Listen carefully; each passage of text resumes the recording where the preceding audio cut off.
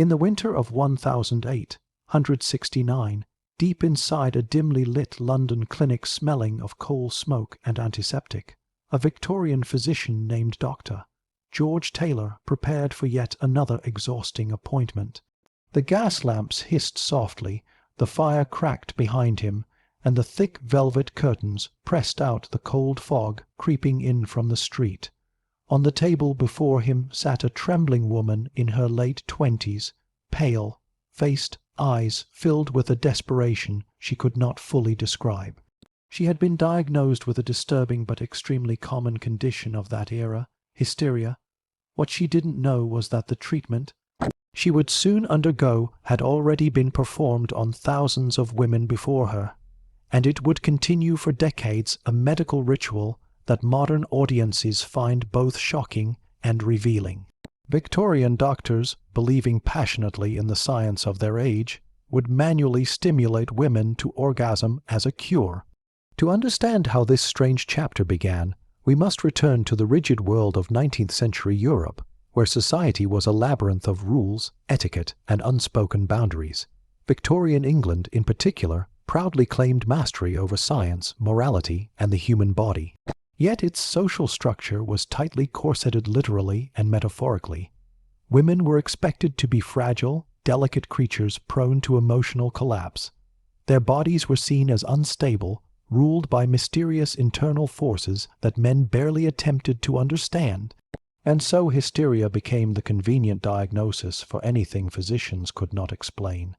Anxiety, depression, insomnia, irritability, headaches, fluid retention, muscle tension, or even simple dissatisfaction with domestic life. Medical textbooks of the era described hysteria as a disorder caused by a wandering womb, an ancient belief inherited from Greek medicine. Though it may sound absurd today, doctors genuinely thought the uterus could shift position inside the body, affecting emotions and health. Women who cried easily, grew restless, or experienced sudden waves of energy were routinely labeled hysterical. Even creative ambition, sexual frustration, or boredom could be added to the diagnosis. Hysteria was so broad and vague that nearly a quarter of upper and middle-class women were believed to suffer from it. Physicians faced a problem. Hysteria needed a cure, but the cure, ironically, became one of the most profitable procedures in the medical world. Doctors discovered that when they manually massaged a woman's pelvis until she reached what they called a hysterical paroxysm, what we now call an orgasm, her symptoms temporarily vanished. Her muscles relaxed, breathing steadied, and her emotional turmoil subsided. They interpreted this as a medical release of toxic fluids and pent-up energy, not sexual pleasure. Victorian society refused to acknowledge female sexuality, so doctors described the treatment in cold scientific terms, claiming it was no more erotic than kneading the muscles of the shoulder or back. This denial was essential. If Victorian physicians admitted what they were actually doing, everything their careers, their science, their moral claims would crumble. So the medical profession adopted a strange paradox. They regularly induced orgasms while pretending orgasms did not exist. But the job was demanding.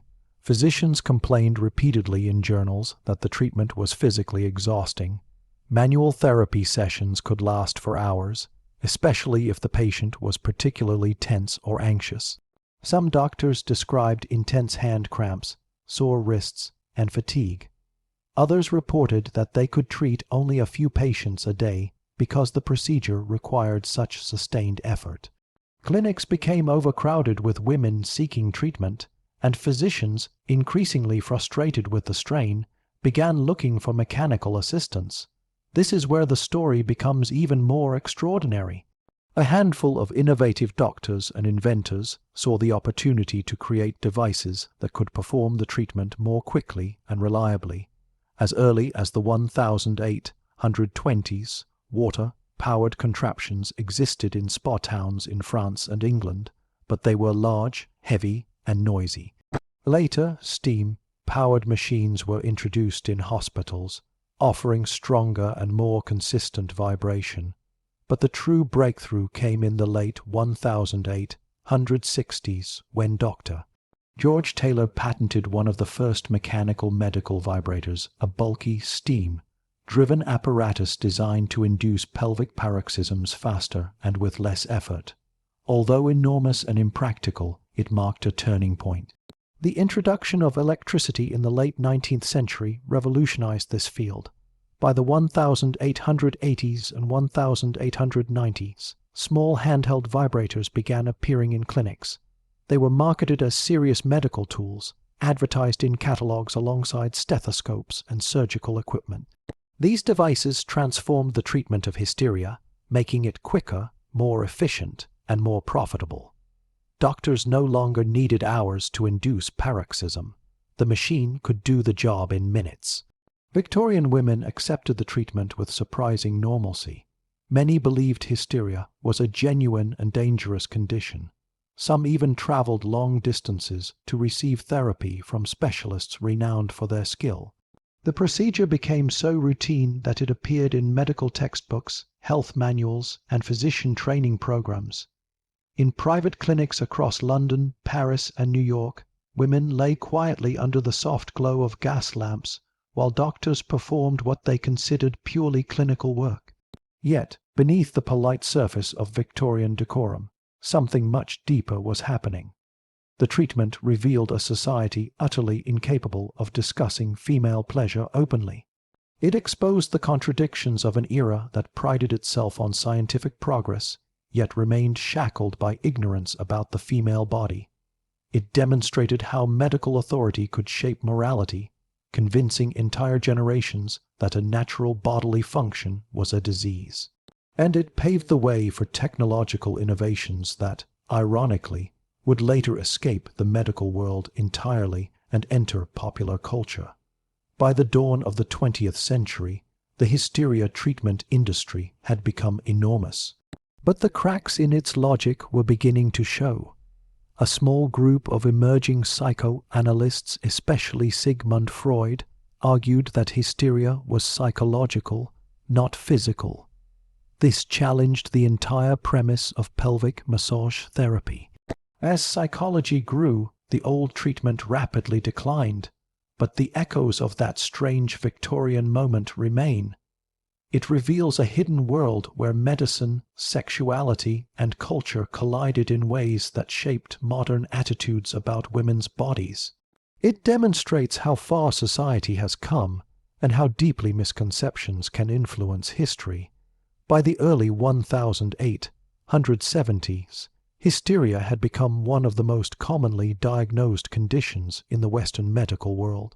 In London, Paris, Berlin, Boston, and New York, doctors recorded an unprecedented rise in female patients seeking relief from a wide range of emotional and physical complaints.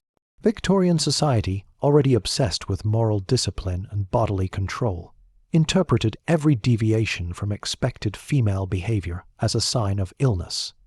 A woman who felt overwhelmed by her domestic duties could be labeled hysterical. A woman who expressed frustration in marriage could be hysterical.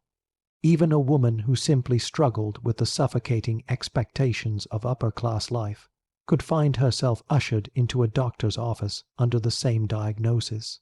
The enormous number of cases reflected not only medical misinterpretation, but the profound mental strain Victorian women silently endured.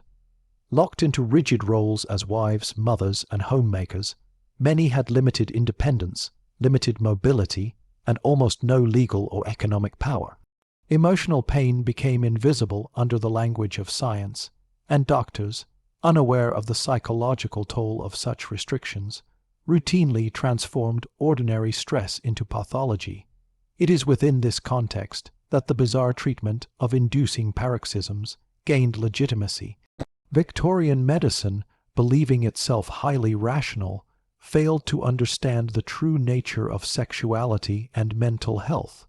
As a result, thousands of women were subjected to a treatment that modern observers can only view with stunned disbelief.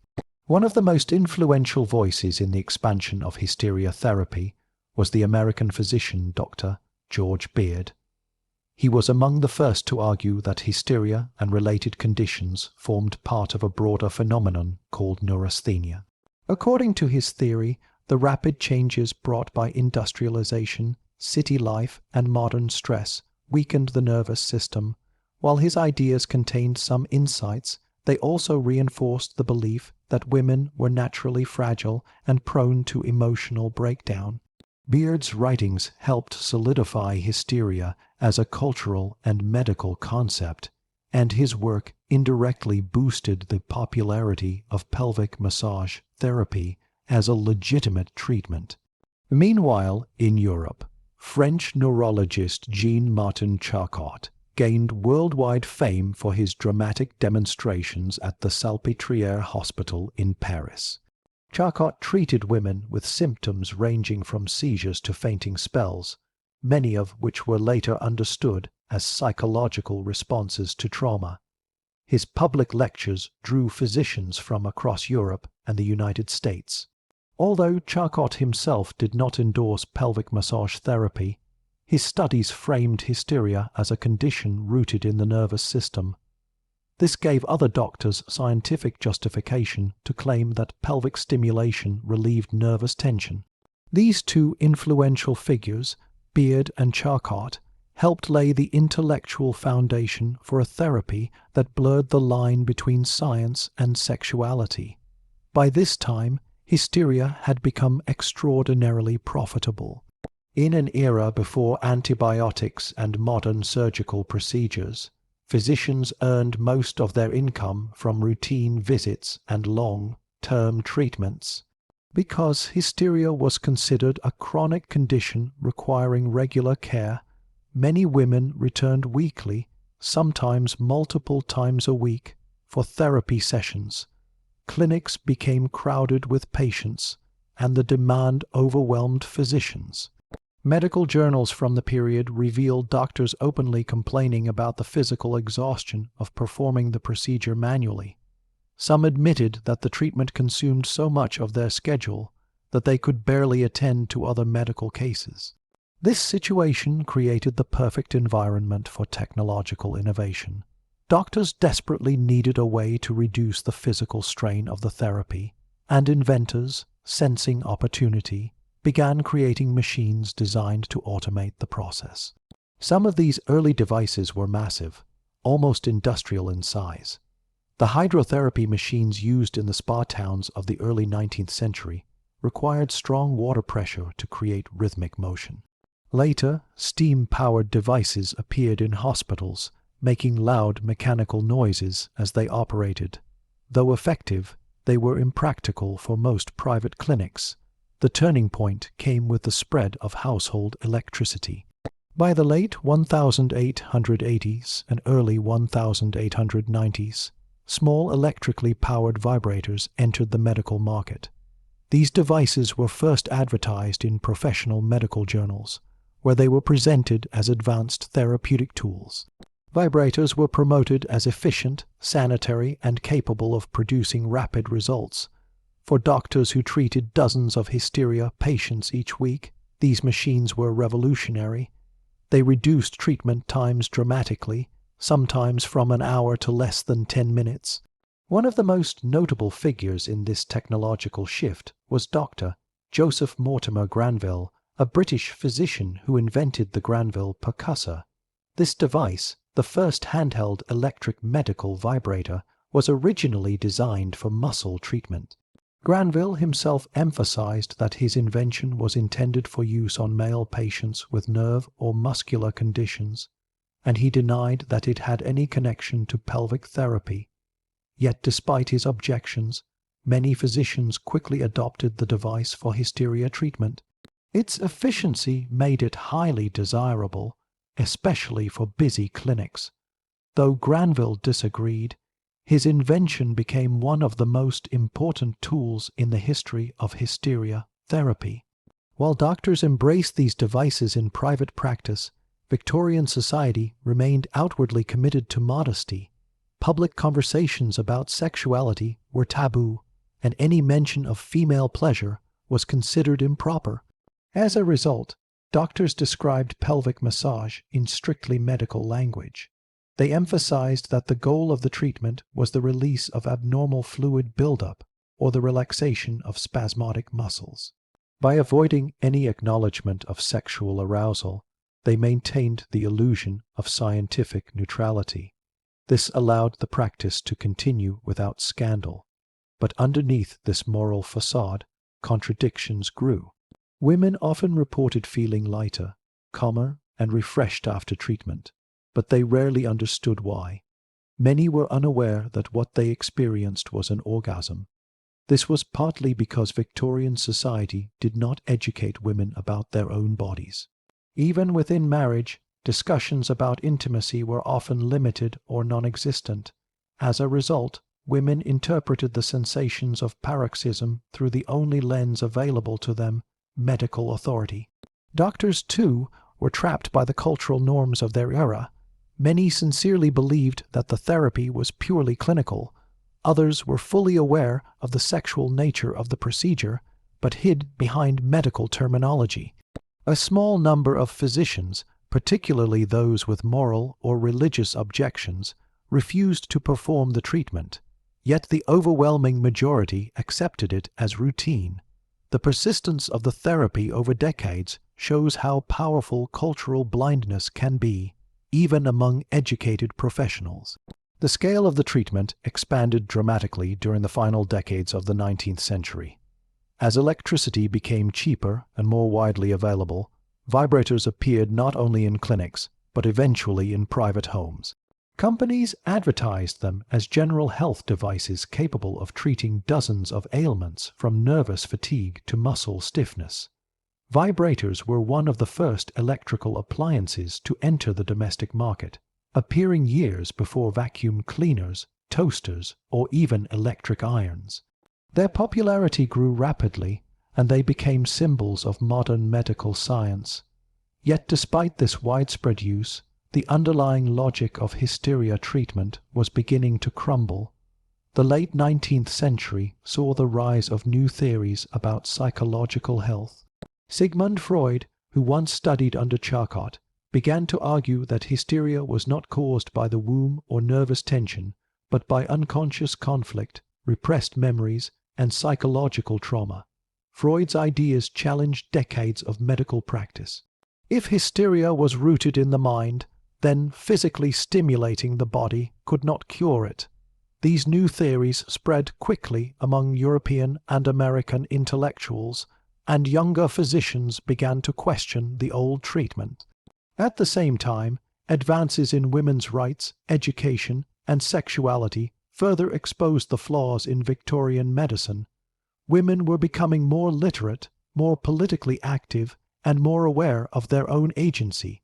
As they gained access to greater knowledge, the myth that they were emotionally unstable beings ruled by their wombs became impossible to sustain. By the early 20th century, hysteria treatment was steadily declining. While vibrators remained in use for other medical purposes, their association with paroxysm therapy faded. The medical profession quietly abandoned the practice, rarely mentioning it in textbooks or journals. What had once been one of the most common treatments in Western medicine disappeared with surprising speed, but the legacy remained. The strange Victorian belief that female sexuality was dangerous or mysterious influenced social attitudes long after the treatment ended. It exposed the limitations of scientific knowledge, the power of cultural norms, and the deep misunderstandings that shaped women's lives for generations. As the 19th century faded and the modern world emerged, a profound transformation began sweeping through the intellectual centers of Europe. The year was 1901, and in Vienna, a young physician named Sigmund Freud sat alone in his study, surrounded by notes on dreams, repressed desires, and emotional conflict. His theories, still controversial and evolving, were about to challenge centuries of medical understanding. What Freud proposed would strike at the very heart of Victorian medicine's most famous diagnosis, hysteria, For decades, doctors had blamed the womb, the nerves, and even invisible vibrations of the female body for symptoms they did not understand. Freud argued something radically different. Hysteria, he claimed, was not a disease of the womb at all. It was a disease of the mind. This shift marked the beginning of the end for hysteria treatment. To comprehend how this intellectual revolution unfolded, we must return to the core beliefs that shaped Victorian medicine. The 19th century was an age dominated by material science. Doctors believed the body, like a machine, could be fixed by manipulating its physical components. They treated most illnesses by adjusting diet, applying pressure, or stimulating muscles. The idea that emotional trauma, repressed memories, or psychological conflict could manifest as physical symptoms seemed foreign to many physicians. Yet everyday experience contradicted their assumptions. Women diagnosed with hysteria often experienced fainting spells, paralysis, or chronic anxiety. These symptoms did not respond to traditional medication, nor did they align with any recognizable physical disorder. Still, doctors clung to the belief that the body was the problem, not the mind. Freud and his contemporaries challenged this worldview. They proposed that the mind could create symptoms when emotional experiences became overwhelming. When patients experienced trauma or repression, their bodies responded with physical signs that had no organic cause. This was the foundation of psychoanalysis. Slowly, physicians began to accept that hysteria might be psychological. Once this idea took hold, the traditional treatment of inducing paroxysm no longer made sense. If the root of the problem was emotional, mechanical stimulation could not cure it. Freud's theories did not immediately eliminate hysteria treatment. Many doctors resisted them, seeing psychoanalysis as speculative or unscientific. But others began to experiment with new approaches. Talking therapy, hypnosis, and emotional exploration replaced physical stimulation. These new treatments challenged the old belief that women's bodies were inherently unstable or dangerous. Instead, they focused on the complexities of human experience. Women, once viewed as creatures ruled by biological impulses, were finally acknowledged as individuals with inner emotional lives. The broader cultural climate also began to shift. The late 19th and early 20th centuries witnessed major developments in women's rights. Movements demanding voting rights, access to education, and legal independence gained momentum in Europe and the United States. As more women entered universities, writing, journalism, and activism, they began questioning the social structures that defined them as fragile or inferior. Feminist thinkers exposed the flaws in Victorian medical thinking.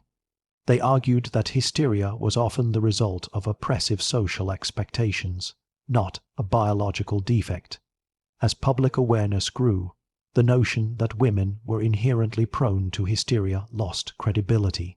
Industrial and technological advancements further pushed the old ideas aside. Electricity, once a symbol of medical innovation, became part of everyday life.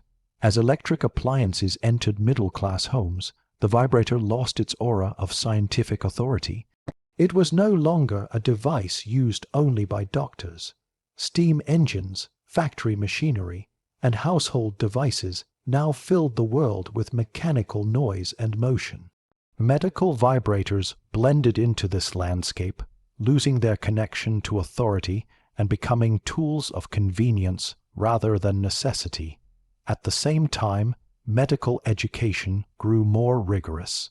By the early 20th century, universities began emphasizing scientific experimentation, laboratory research, and standardized training. Doctors learned to diagnose conditions based on anatomical and physiological evidence, not vague assumptions about emotional instability. Under this new system, hysteria as a diagnosis became increasingly untenable. It lacked consistency, biological explanation, and measurable criteria. Critics pointed out that the diagnosis had been applied overwhelmingly to women, revealing the sexism embedded within it. As medicine adopted more scientific methods, hysteria became embarrassingly unscientific. Public attitudes also shifted rapidly. Newspaper articles, cultural journals, and newly emerging women's magazines began discussing mental health and emotional well-being in more modern terms. Discussions that would have been scandalous in 1870 became part of ordinary conversation by 1910. The idea that women needed paroxysm therapy faded from mainstream culture. Instead, discussions centered on stress, melancholy, and emotional strain. These concepts framed psychological challenges as universal human experiences rather than gender-specific diseases. As the therapy faded, so did the doctors who built careers around treating hysteria. Many older physicians retired without acknowledging that their work had been based on flawed assumptions. Others abandoned the treatment quietly, removing references from their advertising and medical catalogues. Medical textbooks published after 1910 rarely included pelvic massage therapy. The silence itself reveals how quickly the medical profession distanced itself from the practice. What had once been described as a scientific necessity became a historical embarrassment. Yet even as the therapy disappeared, its impact lingered beneath the surface of modern culture. The vibrator, originally introduced as a medical device, continued to exist. Manufacturers realized that it could be marketed for personal wellness, relaxation, or general health. Advertisements discreetly avoided references to sexuality, instead emphasizing comfort and vitality. Some early 20th century catalogs described vibrators as tools for stimulating circulation, relieving muscle tension, or promoting general well-being. These descriptions preserved the Victorian habit of disguising sexuality under scientific language, even as society moved toward greater openness. Meanwhile, psychologists refined their understanding of hysteria. By the mid-20th century, the diagnosis had fragmented into more precise psychological conditions, such as anxiety disorders, conversion disorders, and depression. The broad, vague label of hysteria vanished from most medical vocabulary, but its history continued to inform the study of mental health. Scholars recognized that psychological trauma could produce physical symptoms. The link between mind and body, once rejected by Victorian medicine, became central to modern psychology. Historical scholars later examined hysteria from new angles. Feminist historians pointed out how the diagnosis reinforced gender stereotypes. Medical historians analyzed how physicians interpreted female bodies through the lens of their time. Anthropologists studied hysteria as a cultural rather than biological phenomenon. Through these studies, hysteria became a key example of how cultural beliefs shape medical practice. It demonstrated how science can be influenced by social norms, moral expectations, and misunderstandings. The story also exposed the limits of Victorian morality. The refusal to acknowledge female sexuality contributed directly to the rise of hysteria treatment. Because society could not discuss women's pleasure openly, doctors explained orgasm in medical terms, transforming a natural experience into a therapeutic procedure. This moral blindness allowed a questionable practice to flourish unquestioned. The collapse of hysteria treatment forced society to confront its own assumptions about gender, desire, and intimacy. By the 1920s, the medical treatment of hysteria had largely vanished, but its cultural shadow persisted. Literature, early cinema, and popular journalism occasionally referenced the old diagnosis, sometimes humorously, sometimes critically. For many, hysteria represented everything outdated about Victorian science. For others, it served as a reminder of how easily society could misinterpret the human body. Modern writers and filmmakers would later explore these themes, using the history of hysteria to critique cultural repression and the misuse of medical authority. Yet behind all these interpretations lies a more subtle truth. The rise and fall of hysteria treatment was not simply a story about misguided doctors or outdated machines. It was a story about human misunderstanding. It showed how society can misinterpret discomfort, desire, or emotional struggle when it lacks the language to describe them. In a world where women were denied access to their own knowledge, even natural sensations became mysteries that doctors claimed the authority to solve. By the time the 20th century reached its midpoint, hysteria as a medical diagnosis had all but disappeared from mainstream science. Hospitals, clinics, and universities no longer mentioned it in earnest, and new generations of physicians regarded the concept as a relic of a misguided past. Yet the legacy of the Victorian treatment of hysteria did not vanish with the end of the diagnosis. It lingered in the structure of modern medicine, in cultural attitudes toward women's bodies, and in the long shadow of historical misunderstanding. To understand the full scope of its impact, we must examine not only what Victorian doctors claimed to cure, but also the deeper forces that shaped their reasoning. Victorian medicine operated within a strict moral and cultural framework. Sexuality, especially female sexuality, was hidden beneath layers of silence, shame, and denial. Men controlled household finances, political life, and scientific institutions. Women were expected to maintain modesty, obedience, and emotional restraint. The combination of limited medical knowledge and rigid moral values created a world where normal bodily experiences were interpreted as dangerous or abnormal. The scientific community, influenced by centuries of flawed medical writings, believed that the female reproductive system governed emotional stability. Ancient Greek philosophers had described the womb as a wandering organ that could drift through the body and cause illness. This theory survived through medieval Europe, was absorbed into Renaissance medicine, and ultimately entered Victorian textbooks with surprisingly little debate. These ideas laid the foundation for hysteria as a diagnosis. When women displayed symptoms that did not fit any known disease, doctors attributed them to instability of the womb or tension in the nervous system. The treatment that emerged from this belief followed the logic of the time. If emotional distress came from physical tension, then relieving that tension should cure the patient.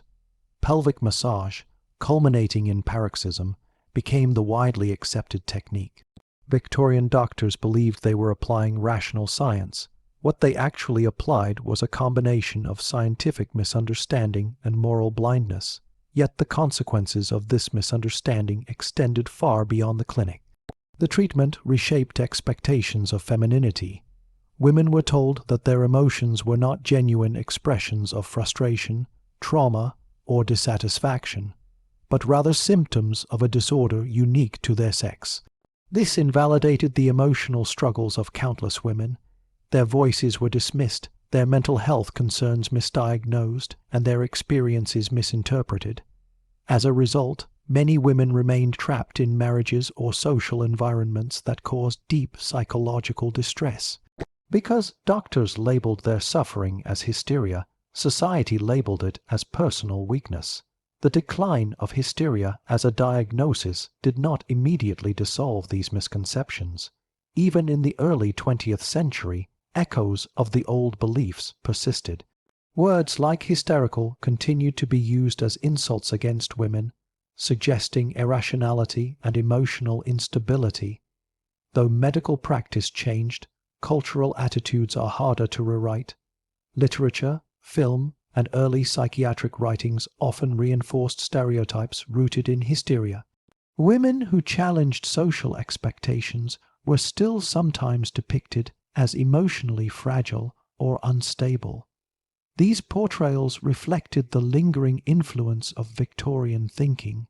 However, the collapse of hysteria diagnosis also opened a path toward progress. As medical understanding advanced, doctors began to explore psychological explanations for emotional distress. This led to the development of modern psychiatry, psychology, and therapy. Researchers realized that trauma, abuse, repression, and social pressure could manifest physically. They recognized that mental health required empathy, communication, and nuanced understanding. The new field of psychoanalysis, despite its controversies, encouraged people to talk openly about thoughts, fears, and desires. This represented a significant departure from Victorian silence. The transformation also had technological consequences.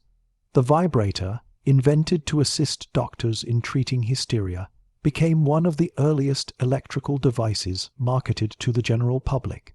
By the early 20th century, companies sold vibrators as household wellness tools. Advertisements emphasized health benefits, muscle relaxation, and improved vitality. Though the sexual aspect remained unspoken in mainstream media for decades, the device's popularity persisted.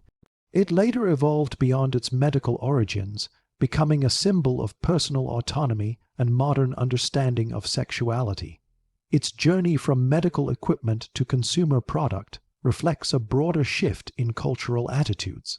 The history of hysteria also influenced modern feminist thought. Scholars began revisiting Victorian medical practices to understand how social power structures shaped scientific beliefs.